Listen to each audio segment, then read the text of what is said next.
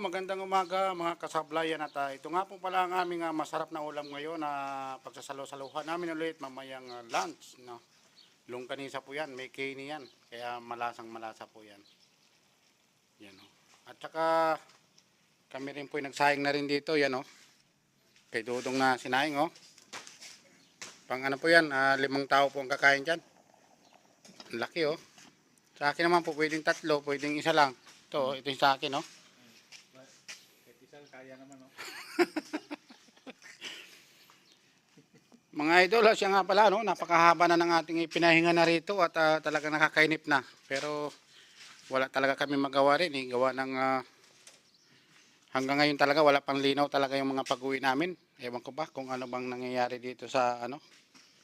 Kahit nga yung isa namin kasama na visa na lang natay hanggang ngayon ay wala pa rin. At lalo na kami. Tapos yung pera pa namin mga inaantay ay hanggang ngayon ay wala pa rin balita. Unti-unti po parang tayo yan, no? Pinapanghinaan ng loob pero sabi nga ng iba ay lakasan lang at tiwala lang at antay-antay lang. Ganon talaga. Ganon talagang gagawin, mag-antay-antay, ano? Para tayong nangingisda sa ilog na walang isda, no? Na walang tubig. Maligo na yata si Batsa. Oo. Yan po, no? At napakatahimik po rito ngayon.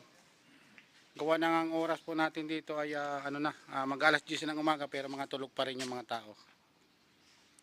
Yan, ito po yung namin kusina.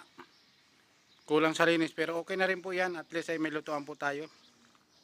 Hindi naman din pa kami makapagreklamo. Gawa na nga siyempre ay tayo naman ay nag-stop work na matagal na. Kaya wala na tayong karapatan magreklamo pa sa dati natin pinapasukan. Kaya kung ano yung nandito, kung ano man yung mga nakikita natin, ay hanggang ganyan na lamang tayo, hindi na tayo pwede makapagreklamo pa.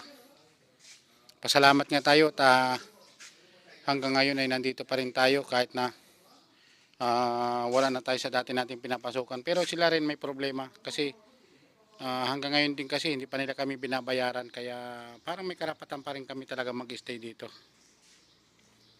Kasi talagang gustong-gusto na namin umuwi ng Pilipinas sa totoo lamang mga idol. Talagang inip na kami, ilang buwan na kami nagtambay dito. Parang walang nangyayari.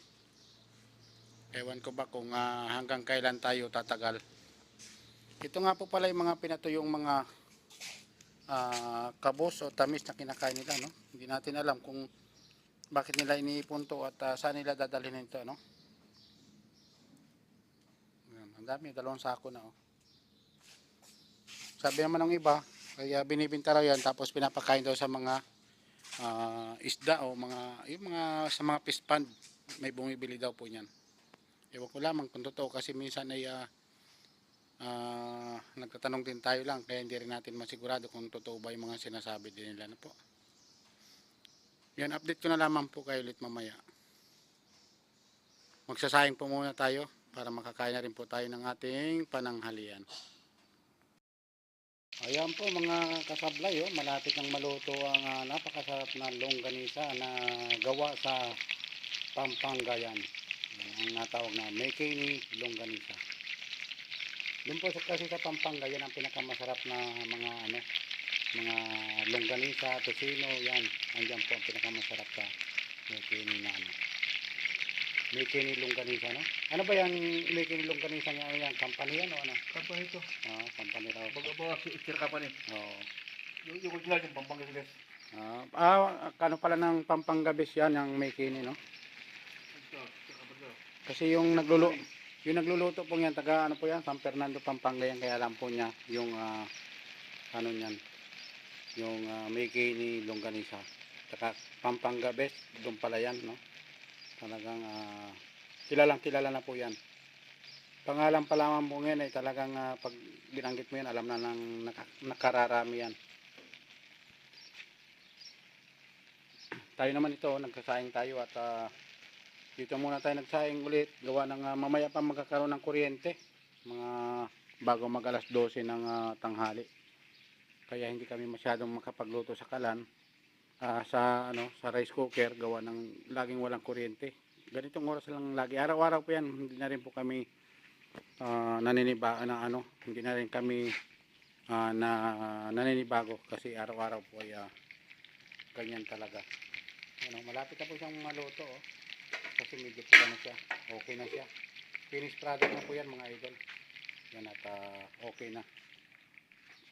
Mamaya po yan po ang aming pagsasalo-saluhan ngayong pananghalian. Ngayong araw ng Miyerkules. Yan po, puro rice cooker po nakasalang dyan. Gawa ng, yun nga ano, yung kuryente natin ay wala pa. Mamaya pa yun. Pero okay naman din dito. Kaso nga lang, siyempre, nagtataka siguro ang iba bakit rice cooker pero saka lang tayo nagluluto. Napakarami pong ano dito. Kala na manual, katulad yan, no? Nasa 20 piraso po yan. At hindi lamang kami naman kasi nagluluto dito, marami po kami. Yan o, yung mga gasol, lahat po yan meron. Yan po yung mga gasol. Lahat yan meron. Yan o.